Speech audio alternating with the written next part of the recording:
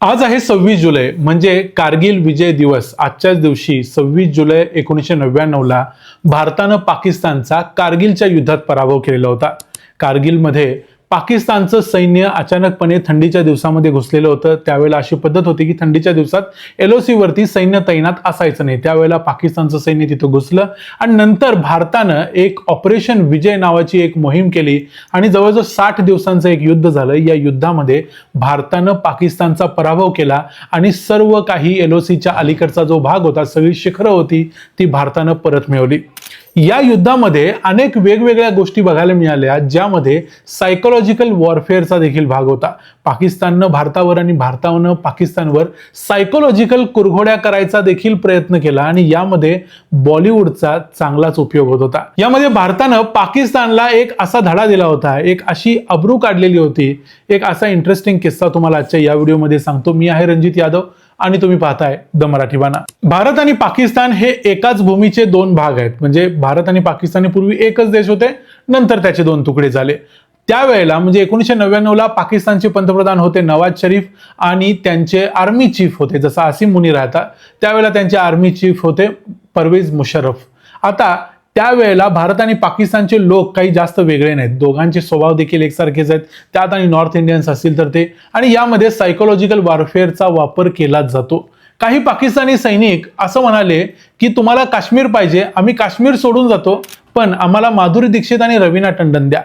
त्याच वेळेला काही भारतीय सैनिक ज्यांचा मृत्यू झालेला होता या युद्धामध्ये, त्यांचे शरीर जेव्हा भारतीय सैन्याला द्यायचं होतं, त्यावेळेला काही सैनिक टॉन्ट मारण्यासाठी असं म्हणायचे की तुमच्या सैनिकांची मुंडकी किंवा तुमच्या सैनिकांची डेड बॉडी इकडून घेऊन जावा आणि त्या बदल्यात आम्हाला माधुरी दीक्षित आणि रवीना टंडन द्या।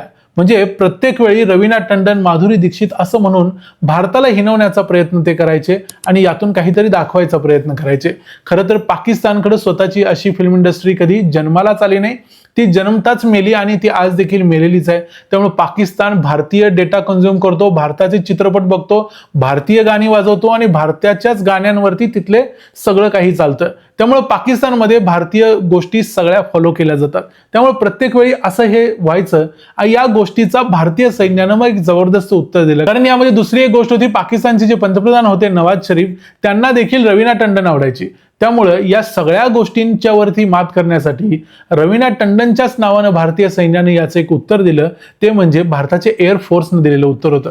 या युद्धात भारताचे एअरफोर्सनं मोठी कामगिरी केलेली होती। सर्वेलन्स शिवाय भारतीय एअरफोर्सनं अनेक ठिकाणी जो बॉम्बचा मारा आहे तो देखील केलेला होता। यामध्ये भारतीय एअरफोर्सच्या आणि आर्मीच्या काही जवानांनी एक नवीन युक्ती लढवली आणि पाकिस्तानपर्यंत ती इमेज जाईल याची व्यवस्था केली।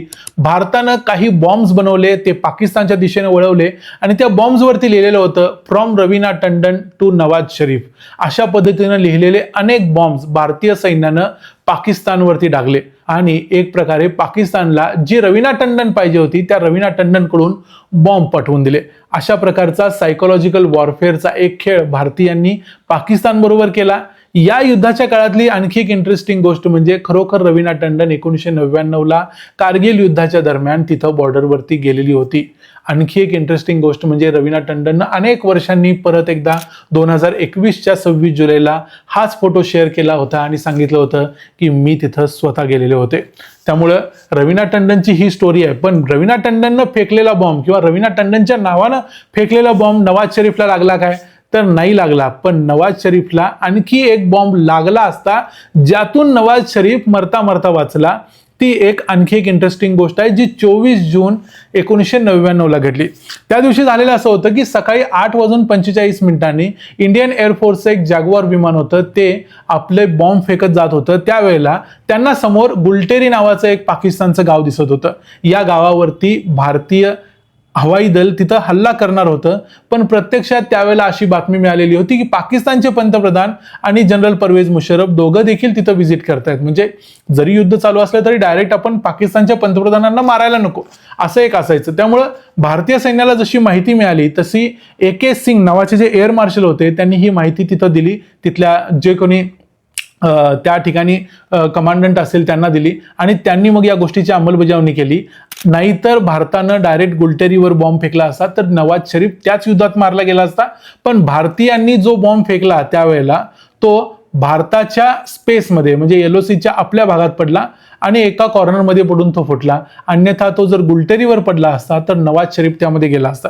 ऍक्च्युली फक्त LOCचा फरक आहे, अन्यथा पलीकडच्या बाजूला गुलटेरी आहे, इकडच्या बाजूला भारताचा भाग आहे, एवढाच फरक. त्यामुळे नवाज शरीफला मरायला जास्त वेळ लागला नसता जर हा बॉम्ब पलीकडे पडला असता तर.